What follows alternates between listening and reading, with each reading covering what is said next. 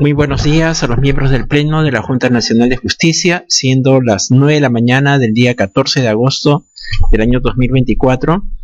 Vamos a continuar con nuestra agenda prevista. Para el día de hoy tenemos la lectura de la ponencia del doctor Aldo Vázquez en relación al procedimiento disciplinario abreviado 018-2023, seguido en este caso al señor Juan Fidel Torres Tasso por su actuación como juez del 9º Juzgado Constitucional de la Corte Superior de Justicia de Lima. Doctor Aldo Vázquez, por favor, puede iniciar su ponencia en el momento que estime oportuno. Muchas gracias, señor presidente. Estimados colegas, limitaré la presentación de esta ponencia al análisis correspondiente que se formula en la ponencia que ha sido presentada. Sobre la excepción de prescripción formulada por el investigado, tanto en el escrito de descargo respecto al informe de instrucción como en el informe oral, el investigado Torres Tasso dedujo la excepción de prescripción alegando que el presente procedimiento disciplinario iniciado ante la OCME en fecha 5 de septiembre de 2019 ha prescrito al haber transcurrido 5 años desde que se le notificó la resolución de inicio de la investigación. Y si bien mediante decreto de urgencia 26-2020 se dictaron medidas excepcionales que conllevaron a que el Consejo Ejecutivo del Poder Judicial dispusiera la suspensión de plazos en los procesos disciplinarios, sin embargo el Tribunal Constitucional ha dejado sentado que no puede aceptarse que los plazos de prescripción puedan ser modificados por un decreto de urgencia o por resolución administrativa, según el dicho del investigado. La prescripción, entendida desde su definición teórica, supone la limitación punitiva de la administración utilizando como elemento esencial el transcurso del tiempo e implica la imposibilidad de determinar responsabilidad y sancionar la comisión de una falta. En ese sentido, según se advierte de los argumentos esgrimidos por el investigado, se hace alusión a los plazos de prescripción establecidos en el Reglamento de Procedimientos Administrativos Disciplinarios de la OCMA y en el Reglamento de Procedimientos Disciplinarios de la Junta Nacional de Justicia. De los plazos de prescripción de la acción y del procedimiento disciplinario, corresponde en primer lugar evaluar si en el presente caso operó la prescripción de la investigación iniciada ante la OCMA. Sobre el particular es importante precisar que la norma aplicable en el presente caso, en mérito a la fecha en la que se dio inicio al procedimiento disciplinario ante el órgano de control del Poder Judicial, es la resolución 243-2015 del Consejo Ejecutivo del Poder Judicial que aprueba el reglamento del procedimiento administrativo disciplinario de la Oficina de Control de la Magistratura. En ese sentido, en lo concerniente a la prescripción del inicio de la acción disciplinaria, debe tenerse presente el numeral 2 del artículo 40 del aludido reglamento. Ese numeral establece que el plazo de prescripción del órgano de control para disponer el inicio del procedimiento administrativo disciplinario es de 2 años. Como se tiene mencionado en el rubro antecedentes, el procedimiento disciplinario iniciado al señor Torres Tasso por el órgano de control del Poder Judicial se originó a raíz de una nota periodística publicada el 3 de junio de 2019, a partir de la cual se realizó una visita a su despacho. En cuyo mérito se pudo determinar que los hechos materia de investigación están referidos a la emisión de las resoluciones de fecha 21 de septiembre de 2017 y 23 de marzo de 2018, mediante las cuales el magistrado investigado admitió a trámite las demandas de amparo presentadas en los expedientes 14.577-2017 y 11.40-2018, así como a la emisión de la resolución número 1 de fecha 31 de enero de 2018, dictada en el cuaderno cautelar tramitado en el expediente 14.577-2017. En ese sentido, se aprecia que el plazo máximo de 2 años para abrir investigación a dicho magistrado culminaba en el primero de los casos el 21 de septiembre de 2019, tomando en cuenta la fecha de la primera resolución judicial emitida, o en su defecto, en el segundo caso, el 23 de marzo de 2020, tomando en cuenta la fecha de la última resolución judicial emitida. Sin embargo, la resolución número 3, mediante la cual se le inicia procedimiento disciplinario al investigado, data del 15 de agosto de 2019, la misma que le fue notificada al investigado el 5 de septiembre de 2019, por lo que no ha operado la prescripción de la acción ante el órgano de control del Poder Judicial. Por otro lado, en lo concerniente a la prescripción del procedimiento disciplinario desarrollado ante el órgano de control del Poder Judicial, nos remitimos al numeral 3 del artículo 40 del acotado reglamento, que prescribe según el cual el plazo de prescripción del procedimiento administrativo disciplinario es de 4 años contados desde la notificación de la resolución de apertura del procedimiento. Asimismo, el artículo 41 del citado reglamento establece que hay una interrupción de la prescripción con la resolución final de primera instancia o con la opinión contenida en el informe si se trata de una propuesta de suspensión o de destitución. En los actuados se advierte que la resolución número 3 que inicia el procedimiento disciplinario en contra de Torres Tasso fue notificada el 5 de septiembre de 2019, fecha a partir de la cual se debe computar el plazo de prescripción del procedimiento. Dicho plazo, sin embargo, ha sido interrumpido con la notificación de la resolución número 12 del 6 de mayo de 2020, a través de la cual la magistrada sustanciadora propone la medida disciplinaria de destitución. En ese sentido, al haberse producido el supuesto de interrupción del plazo de prescripción del procedimiento en mayo de 2020, la prescripción habría operado recién en mayo de 2024. Por tanto, la resolución del 22, la resolución número 22 del 2 de diciembre de 2022, notificada el 2 de diciembre de 2022, mediante la cual la Jefatura Suprema de OCMA propone la medida de destitución, fue emitida cuando aún no había transcurrido el nuevo plazo de 4 años al que hemos aludido. Por las consideraciones expuestas, la prescripción deducida por el investigado deviene en infundada. En lo que se refiere al plazo de prescripción del procedimiento disciplinario ante la Junta Nacional de Justicia, también se deja constancia que la apertura del procedimiento disciplinario en esta Junta se produjo el 15 de agosto de 2023, estando vigente el plazo hasta el 15 de agosto de 2027, el plazo de prescripción, y el de caducidad hasta el 15 de agosto de 2024, con lo cual estamos dentro de los plazos establecidos en la normativa aplicable. Sobre los cargos atribuidos al investigado, análisis del cargo A. En relación con el cargo A, en este acápite se desarrolla todo lo concerniente a la falta muy grave imputada al magistrado investigado sobre haber incurrido en acto o omisión que, sin ser delito, vulnera gravemente los deberes del cargo. En este caso, se imputa el haber incumplido el deber de debida motivación de las resoluciones de fecha 21 de septiembre de 2017 y 23 de marzo de 2018, mediante las cuales se admitieron las demandas de amparo presentadas en los expedientes 14577, 2017 y 1140, 2018.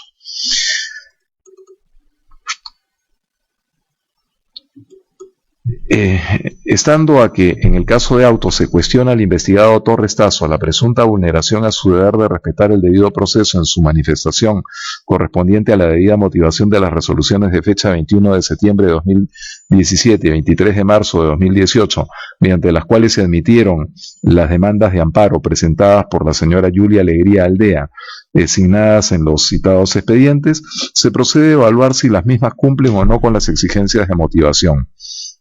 Así, se aprecia que para admitir a trámite ambas demandas, el investigado se basó en una serie de fundamentos que están señalados en el cuadro que se consigna en la página 17 de nuestra ponencia. Estando a los fundamentos transcritos, se advierte en primer término que la motivación expresada por el investigado en las dos resoluciones de admisibilidad de ambas demandas de amparo contra resolución judicial son bastante similares, en atención a que se trata de resoluciones tipo utilizadas por el magistrado en aquellos supuestos en los que, luego de verificar los requisitos de admisibilidad y procedencia de la demanda, concluye que la misma cumple con todos estos requisitos previstos en la norma procesal constitucional, lo que se encuentra corroborado por lo manifestado por el investigado en sus descargos y declaraciones emitidas con respecto al cargo A, al señalar que decidió admitir ambas demandas porque cumplían con los requisitos de admisibilidad y procedencia en el marco jurídico del Código Procesal Constitucional y las normas supletorias del Código Procesal Civil. Si bien la motivación expresada en ambas resoluciones es mínima, no podemos perder de vista que se trata de auto de admisibilidad de demandas, no se trata de sentencias, por lo que es pertinente recordar que, según la jurisprudencia jurisprudencia emitida por el propio Tribunal Constitucional,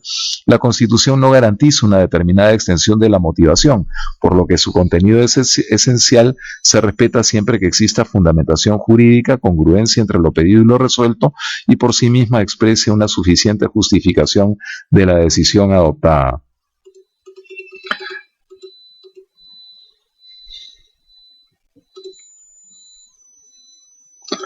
Cosa distinta hubiera sido si el magistrado investigado, luego de estudiar ambas demandas de amparo, hubiera advertido y llegado a la convicción de la configuración de alguna de las causales de improcedencia previstas en el Código Procesal Constitucional, en cuyo caso sí resultaba necesaria una justificación con especial intensidad, dada la naturaleza y fines de los procesos constitucionales de tutela. Incluso en caso de dudas sobre la procedencia de una demanda constitucional, el anterior Código Procesal Constitucional estableció una serie de principios procesales, entre ellos el principio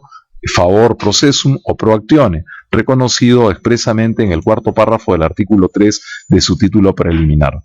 A tenor del citado principio, ante un defecto procesal o ausencia de algún requisito que determine la procedencia de una demanda constitucional, el juez debía preferir admitir la demanda y darle continuidad al proceso con el fin de obtener un pronunciamiento sobre el fondo y no vulnerar la tutela del derecho que se pretende con la demanda. Por tanto, incluso en el supuesto de que el juez investigado hubiera estado en duda sobre la procedencia de las demandas de amparo, tenía la obligación de admitirlas en aplicación del principio procesal antes acotado, por lo que no se advierte la configuración del cargo A, máxime si se tiene en cuenta que actualmente, a tenor del artículo 6 del nuevo Código Procesal Constitucional, se encuentra proscrito el rechazo liminar de las demandas constitucionales de tutela,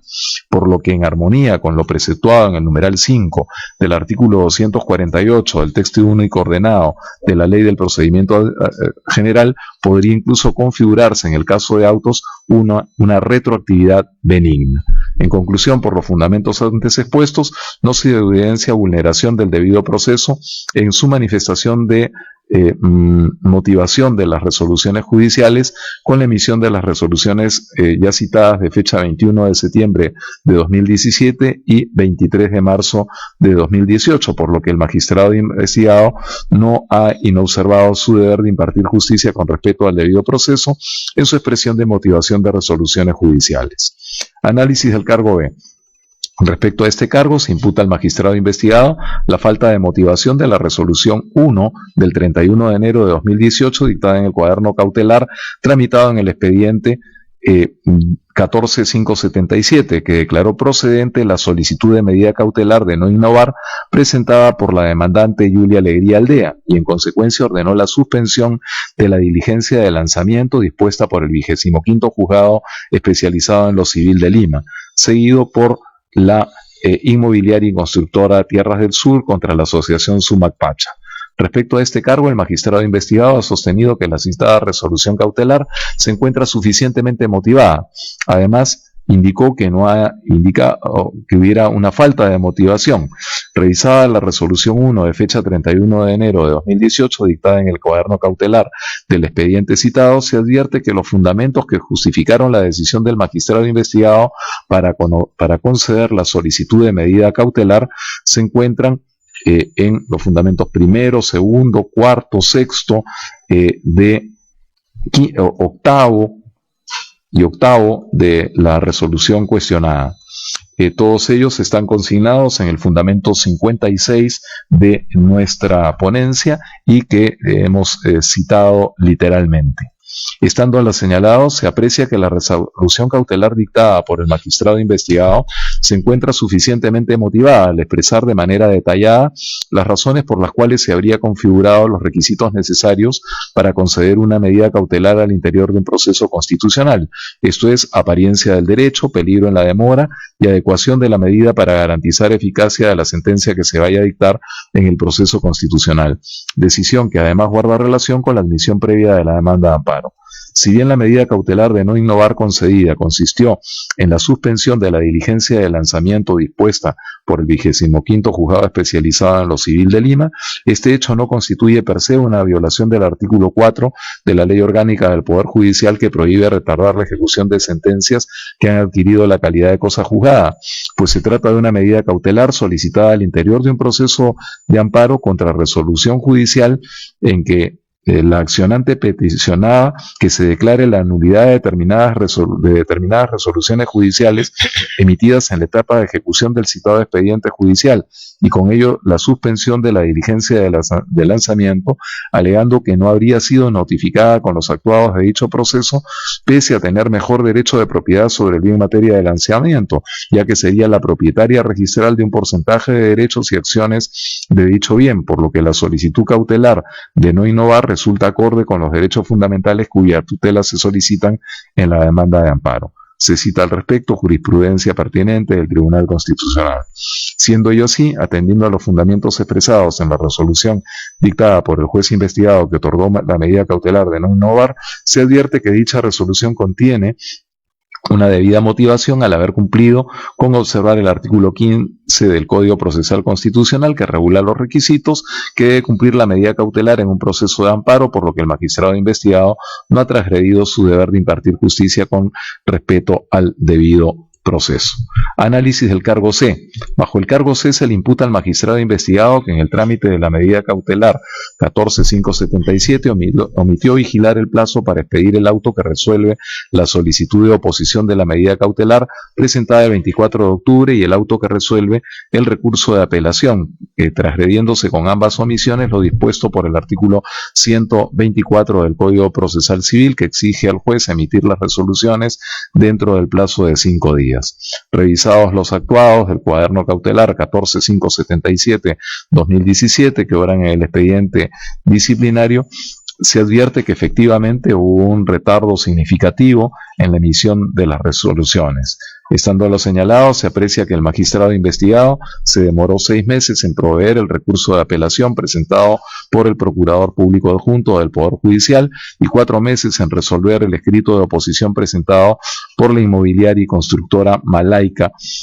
luego de haber corrido traslado de dicha oposición a la parte demandante, excediendo el plazo de ley. Respecto a este cargo, el investigado sostiene que no pudo cumplir los plazos legales por la carga procesal que soporta su juzgado, ascendente a aproximadamente 4.000 expedientes. Es decir, que reconoce que existió un retraso para resolver el recurso de apelación y el escrito de oposición. Sin embargo, alega que dicho retraso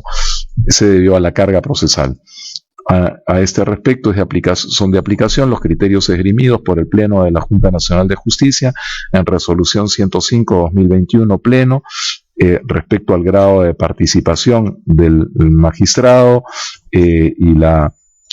coparticipación o la corresponsabilidad en estas materias del personal auxiliar, respecto al grado de culpabilidad que no siempre es atribuible directamente al magistrado debido a factores estructurales propios del sistema de justicia, y en relación al cuidado de empleado, que ya en resoluciones anteriores este Pleno ha tomado en cuenta la existencia ha considerado si es que existe o no una voluntad de causar un perjuicio por parte del magistrado investigado. Estando a lo señalado, se observa que en el presente caso se han configurado los mencionados atenuantes. Abundando en razones, recordamos que tanto la doctrina como la jurisprudencia nacional e internacional han sostenido que el derecho de las partes a un proceso sin dilaciones indebidas supone un plazo razonable, un plazo que no necesariamente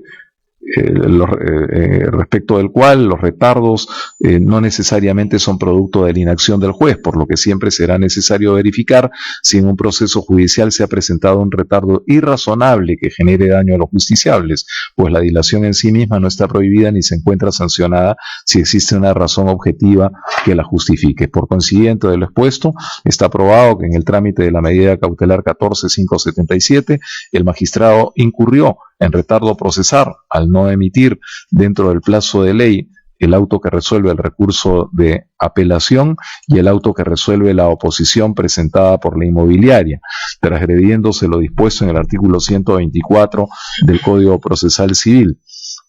Habría incurrido en consecuencia en falta muy grave prevista en el numeral 12 del artículo 48 de la Ley de Carrera Judicial. Sin embargo, atendiendo a los argumentos esgrimidos en el numeral precedente, se aprecia que existe una atenuación de la sanción aplicable para este cargo.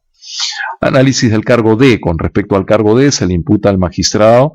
que en el trámite del expediente 1140 habría omitido vigilar el plazo señalado en el primer párrafo del artículo 53 del Código Procesal Constitucional,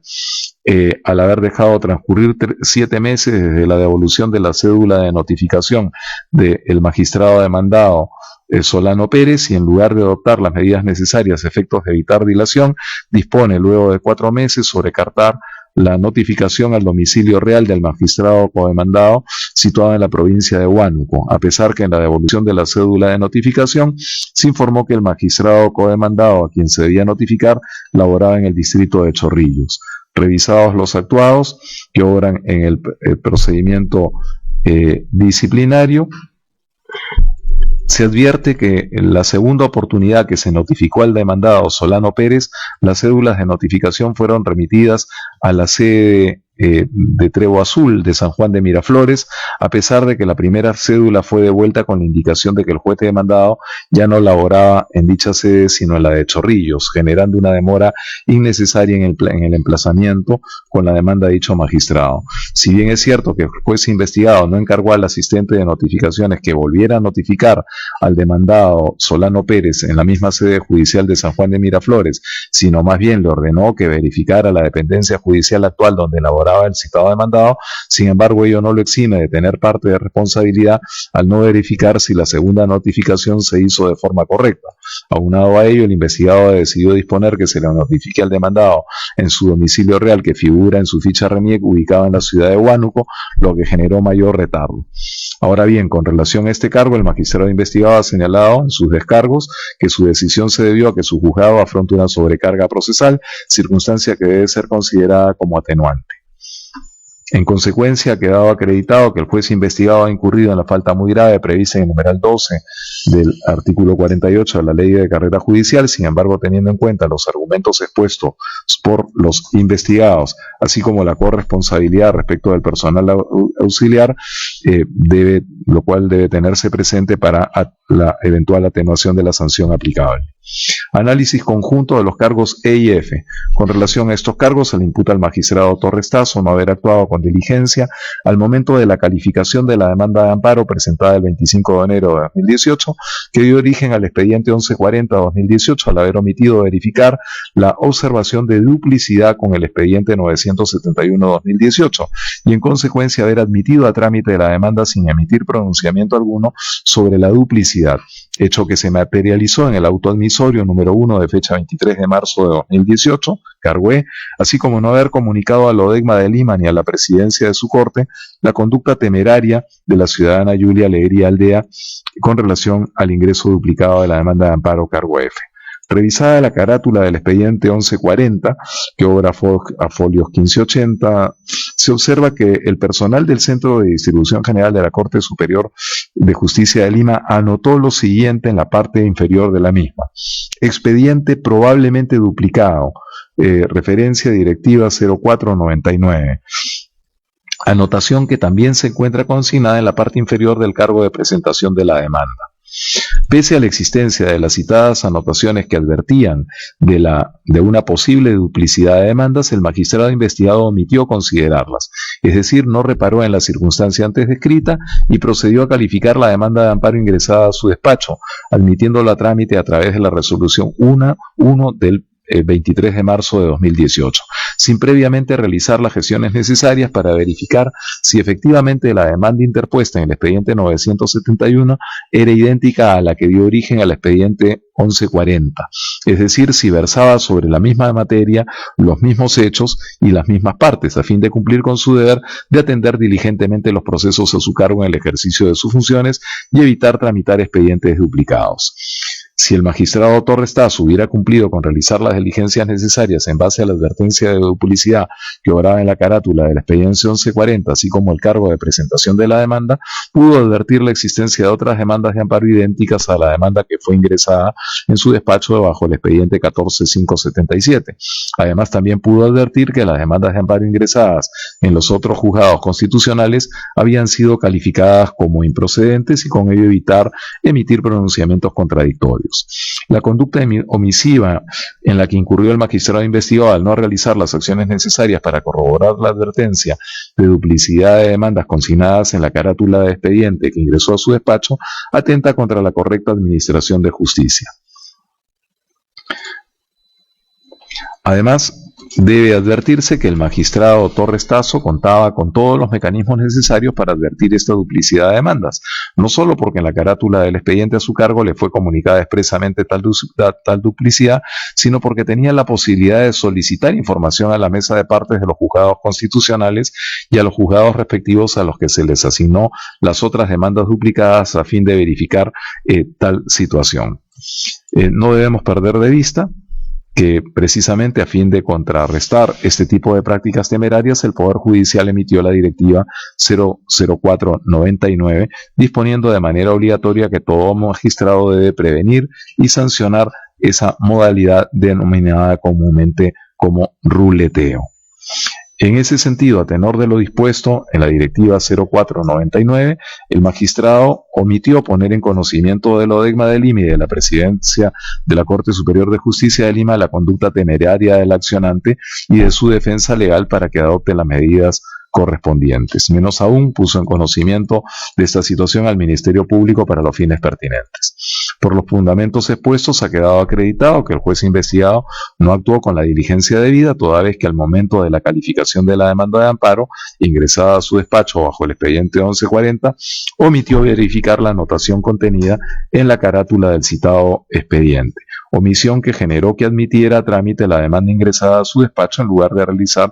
previamente las acciones necesarias para verificar dicha duplicidad y luego de ello comunicar a la ODECMA de Lima y a la presidencia de su corte, e incluso al Ministerio Público, la conducta temeraria de la ciudadana Alegría Aldea y de su defensa. Antecedentes del caso sobre ruleteo. La JNJ ha tenido ocasión de analizar un caso de ruleteo en el procedimiento disciplinario 169 de 2020.